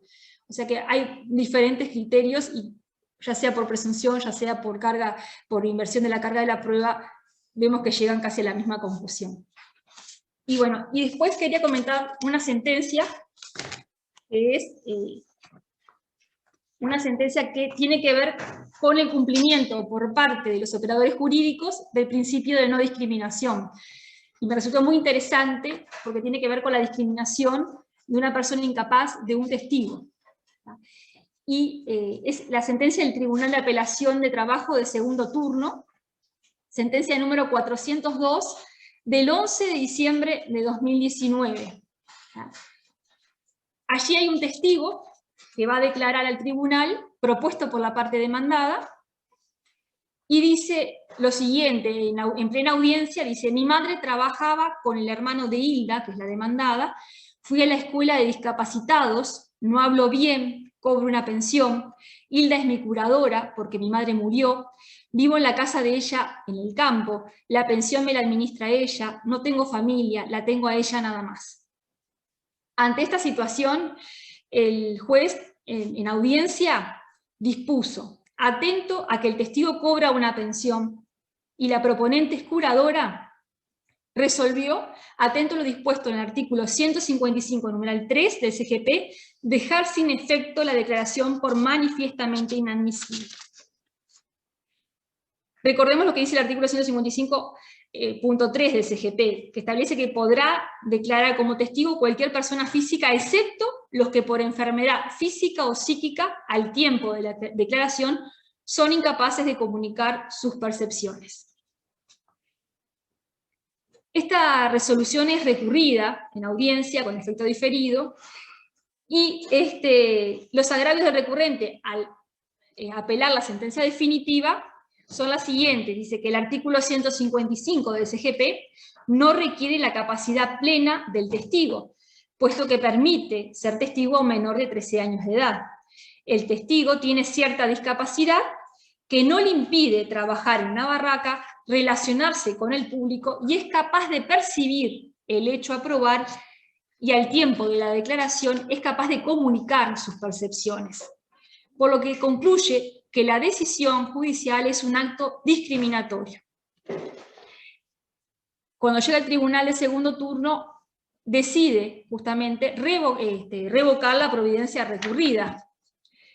Y sostiene en primer lugar que el hecho no está comprendido en el artículo 155.3 del CGP. No se encuentra en los presupuestos de hecho del 155.3 el hecho de no cobrar una pensión y que la curadora sea la actora. Eso en primer lugar. También destaca que el testigo comenzó a declarar, ¿tá?, manifestando claramente sus percepciones, y el juez no dejó constancia que el testigo no pudiera manifestarse correctamente, o sea, que no pudiera comunicarse, como es el presupuesto de hecho del artículo 155, numeral 3. Pero va más allá, dice que en caso de que se pretendiera invocar el artículo 155, numeral 2, que es el que se actúa como testigos a los que por enfermedad física o psíquica, en el tiempo del cual deberían referirse su declaración, eran incapaces de percibir el hecho a probar, tampoco resulta aplicable, pues no surge acreditado que el testigo fuera declarado incapaz. Y el hecho de percibir una pensión por BPS no significa que también haya sido declarado incapaz, ¿tá? Y no existe prueba agregada que pueda determinarse si al momento de la percepción de los hechos el testigo haya sido declarado o no incapaz. O sea, no sabían si en ese momento el testigo era o no incapaz. Es un elemento que impide. Pero también dejando de lado eso, como en la recurrida no niega que fuera incapaz al tiempo de la percepción de los hechos, dice que aún en ese caso se pregunta si se aplica o no el artículo 438 del Código Civil, el que establece que son nulos los actos y contratos del demandado por incapaz posteriores a la inscripción de la interdicción, sea provisoria o definitiva. Y el tribunal llega a la conclusión que este artículo no se aplica, pues el CGP regula en forma especial el instituto de la capacidad para la declaración de los testigos, apartándose de las normas del Código Civil. Por ejemplo, puede declarar una persona de 13 años, ¿tá? Y en el caso justamente no tiene capacidad de ejercicio, incluso siendo este hombre es un impúber. Y o sea que interpreta que cuando el CGP refiere a incapaces, no refiere a los declarados judicialmente incapaces, porque la norma no remite el artículo 438 del Código Civil. Y también, y es lo importante, es que aplica el artículo 13 de la Convención sobre Personas con Discapacidad, ratificado por la Ley 18.418 sobre acceso a la justicia, en lo que los Estados partes aseguran que las personas con discapacidad tengan acceso a la justicia, en igualdad de condiciones con los demás. Incluye también en este caso a los testigos. Las normas procesales, también considera el tribunal, se deben interpretar teniendo en consideración la efectividad de los derechos sustanciales, y en caso de duda se deberá recurrir a las normas generales, teniendo presente los principios generales del derecho y especiales del proceso, y la necesidad de preservar las garantías constitucionales del debido proceso y la defensa del mismo. Por lo tanto, al interpretarse el artículo 155 del CGP, debe considerarse esos criterios rectores y el derecho humano fundamental al acceso a la justicia, que en su condición de testigo ostenta quien declaró ante el tribunal. Máxime cuando esta persona se encuentra en una situación de vulnerabilidad, como lo reconocen las reglas de Brasilia sobre acceso a la justicia, resultando aplicable el capítulo 3, que contiene un conjunto de normas aplicables a personas en condiciones de vulnerabilidad, que participen en un acto judicial en cualquier calidad, incluso como testigo. Por lo tanto, la sentencia concluye que habilitar la declaración del testigo en cuestión permite efectivizar la tutela de los derechos sustanciales e interpretar el artículo 14 de la Convención para las Personas con Discapacidad, las reglas de Brasilia y el acceso a la justicia a las personas en condición de vulnerabilidad, por lo que revocó la sentencia interlocutoria y remitió las actuaciones al subrogante para que se le tomara declaración al testigo y se continúa con las actuaciones que habían sido declaradas nulas. Así que bueno, y sacamos la conclusión justamente de la discriminación que afecta la autoestima del trabajador, atenta contra su dignidad y provoca daños, repercute en la imagen de la empresa, genera conflictos laborales, por eso son indicios de que existe muchas veces discriminación, hay denuncias, hay sanciones, hay bajas laborales, ausencias, rotación de personal, empeora el desempeño del trabajador, disminuye el compromiso y la lealtad del trabajador con la empresa, e impide el acceso del trabajador a puestos de mayor categoría, salario, y por lo tanto, esos son elementos para ver en la discriminación. Y bueno, por aquí termino. Bueno, muchísimas gracias.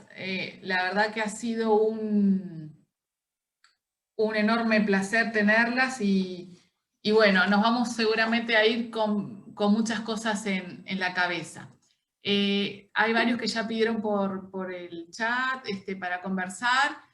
Unos poquitísimos minutos. Le vamos a pasar la palabra al profesor Castelo, luego al profesor Raso y al profesor Goldstein, ¿sí? Para que hagan sus reflexiones. Les pido por favor muy brevemente porque estamos un poco complicaditos de tiempo, y luego daremos la palabra al doctor Rosenbaum para el cierre.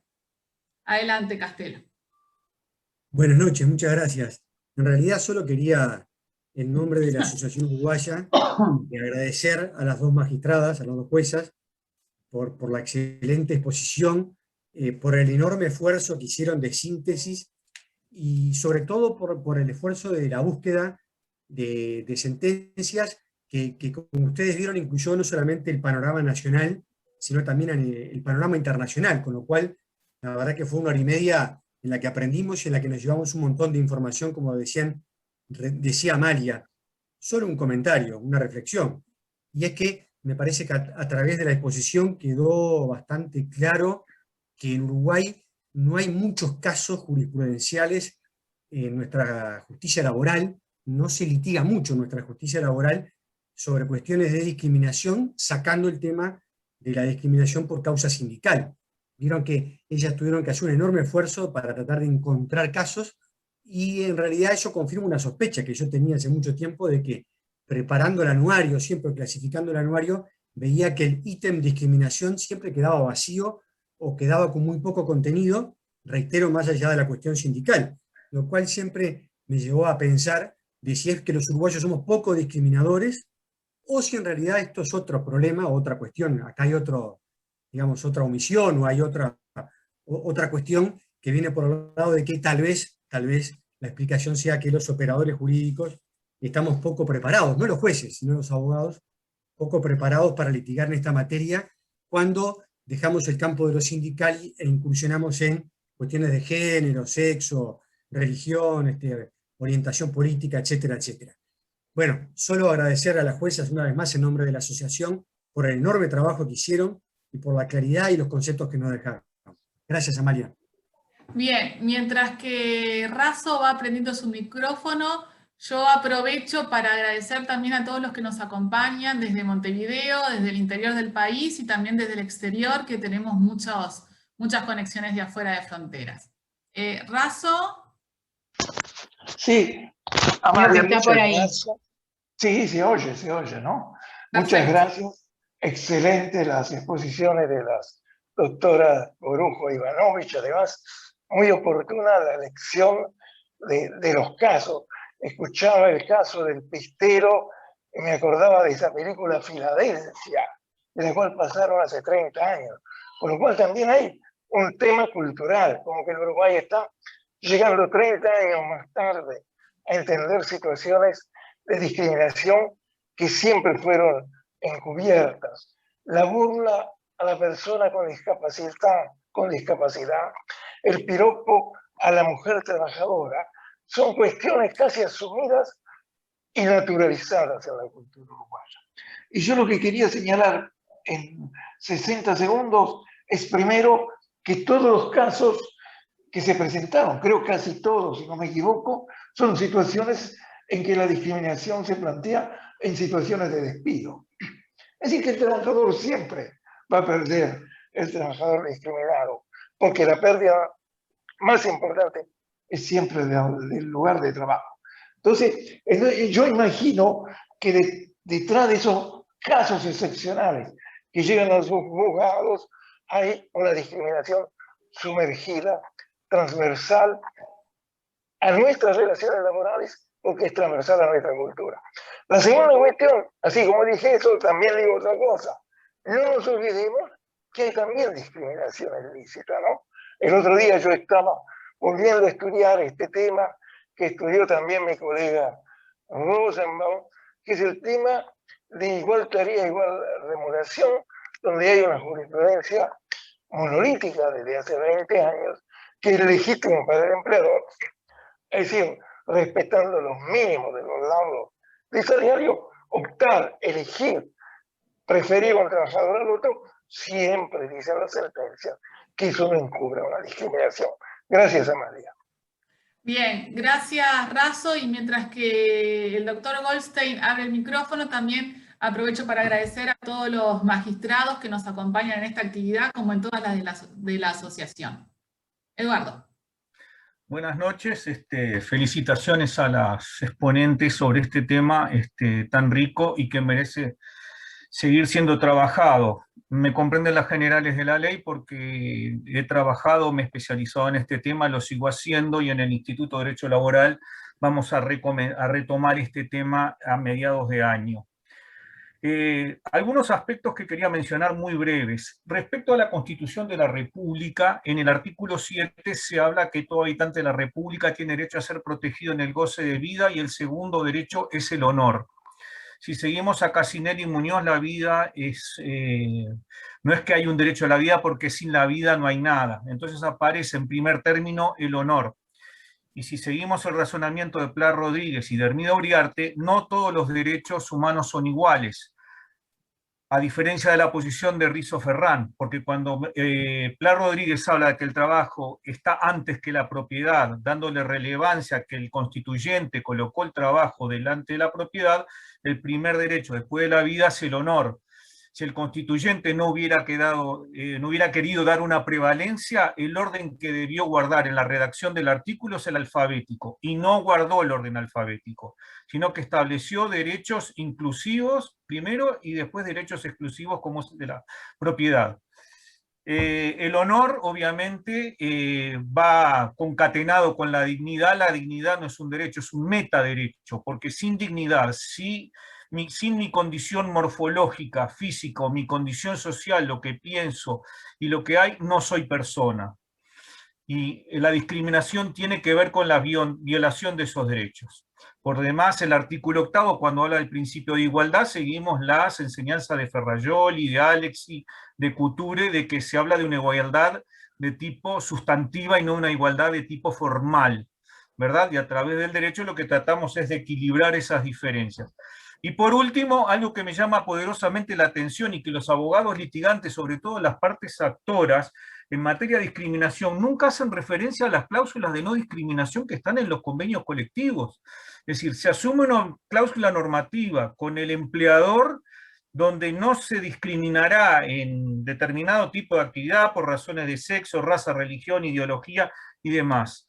Me llama poderosamente la atención que no se invoquen los convenios colectivos, que es una fuente de derecho, todos lo sabemos, al igual que la ley, y que debería ser tomada cuando se reclaman, bueno, lo que se reclama, reinstalación, reparaciones económicas, etcétera, por este motivo. Muchas gracias por la palabra y adelante. Bueno, muy bien.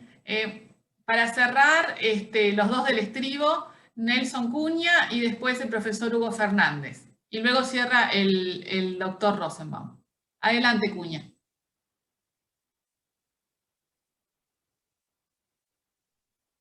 Ahí se me escucha. Buenas tardes. Bueno, primero felicitaciones a las expositoras, realmente excelente. Hay temas, hoy hablábamos antes de yo arrancar, de que se arrancara la tertulia con un colega, y es muy difícil porque los límites en el tema de la discriminación son muy finos realmente. Pero me quedó puntualmente de esta exposición la discriminación precontractual. Y hay un tema que es muy actual y que lo voy a dejar ahí sobrevolando para que se tenga en cuenta por parte del Instituto Uruguayo de Derecho Laboral, que es el tema de la discriminación en cuanto al tema de la pandemia de coronavirus. O sea, bajando este pensamiento, la idea es, ¿puede el empleador de repente poner como condición fundamental para el ingreso a trabajar la presentación del certificado de que está vacunado, por ejemplo? Es una de las posibilidades. Digo porque es importante tener en cuenta, se habla a nivel local del tema, no se ha presentado por ahora ningún caso concreto, pero es un tema muy interesante a tener en cuenta porque puede aparecer dada la circunstancia que se está viviendo. Y bueno, obviamente agradecer y que este tipo de tertulias se repitan más a menudo. Muchas gracias.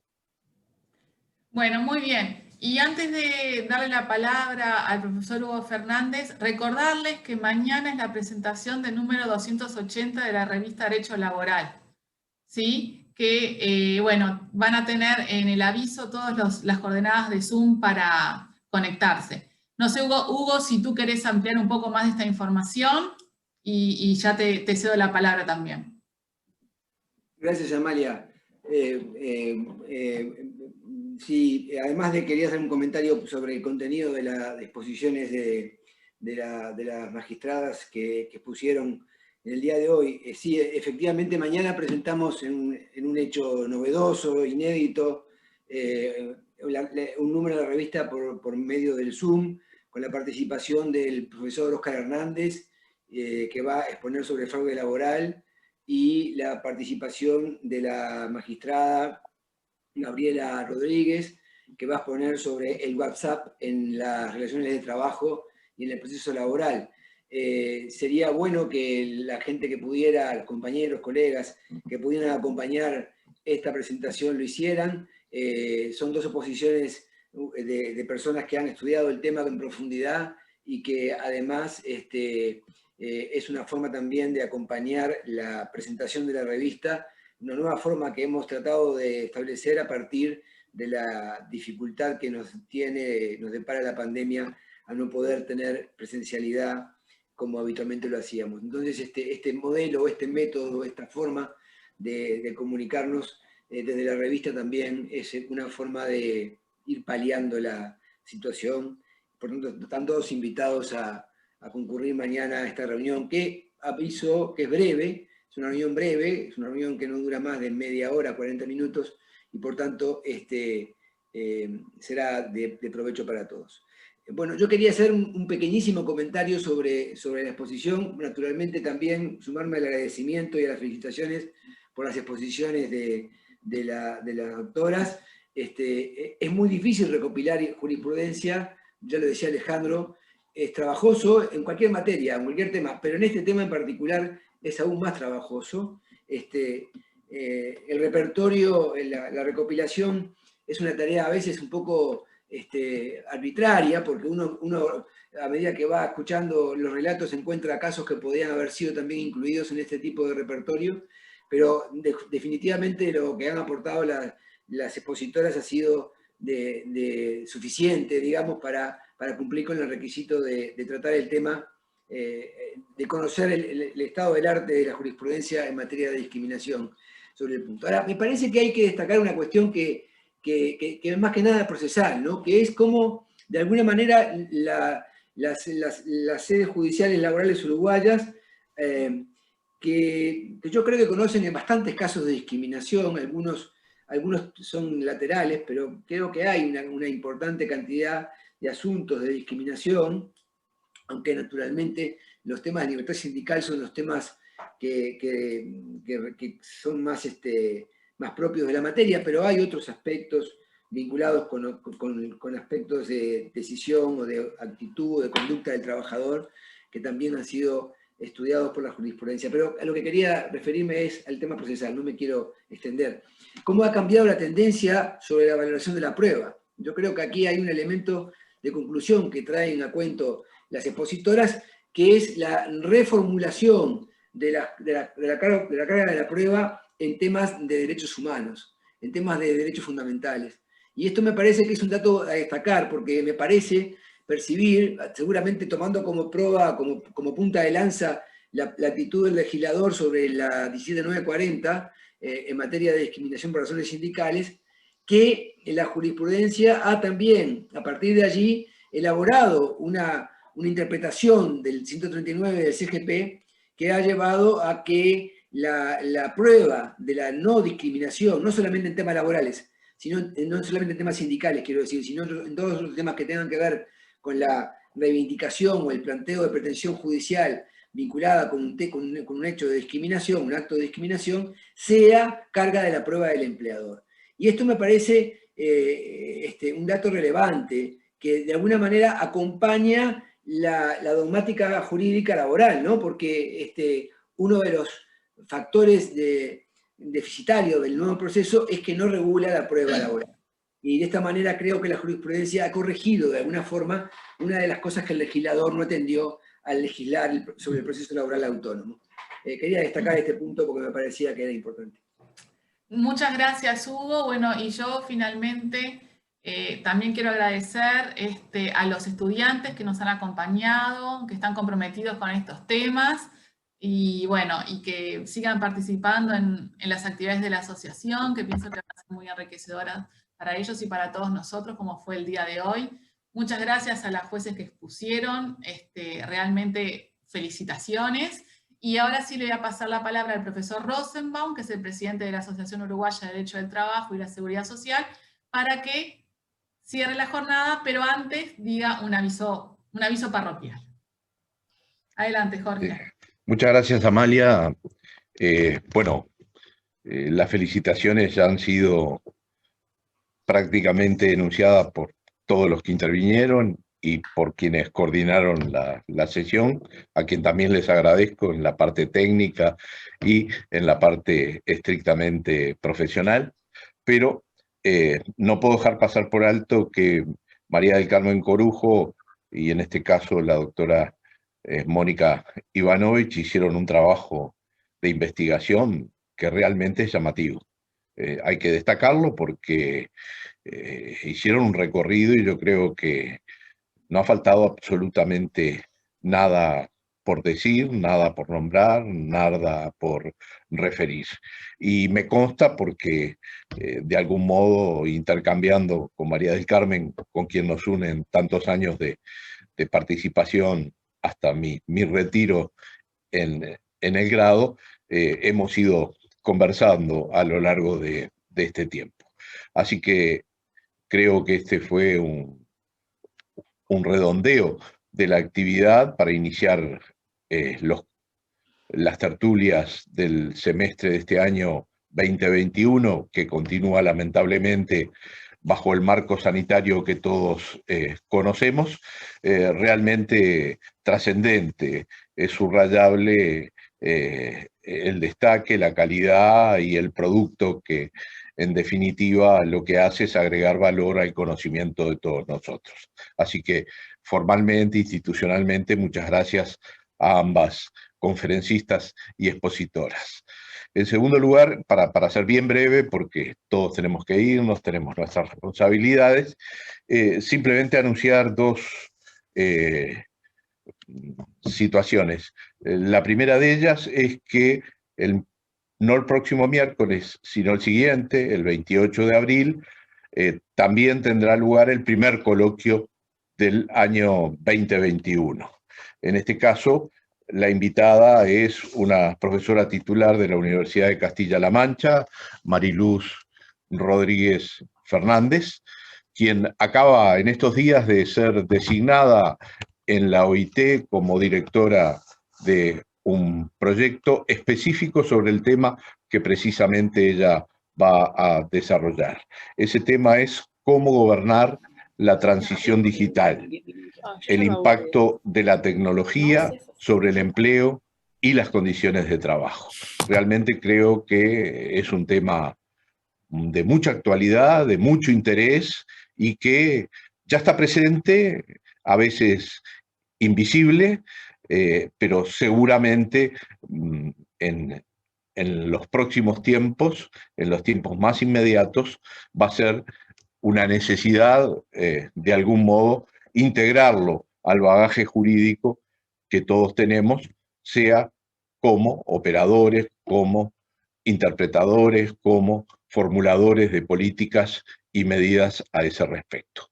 Y el segundo anuncio que queremos hacer públicamente es que el 5 de mayo se realiza la reunión del Comité Ejecutivo de la Sociedad Internacional de Derecho del Trabajo y de la Seguridad Social, con motivo del Congreso Regional Europeo, que tiene lugar en Lisboa, aunque su transmisión será virtual.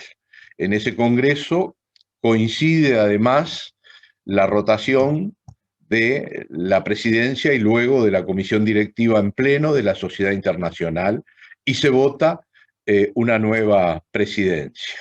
En esta ocasión no han sido muchas, pero las hay. Existen 2 candidatos y nuestro país, con todas las consultas que hemos realizado, se va a inclinar por dar su voto a España, que no ha tenido la posibilidad de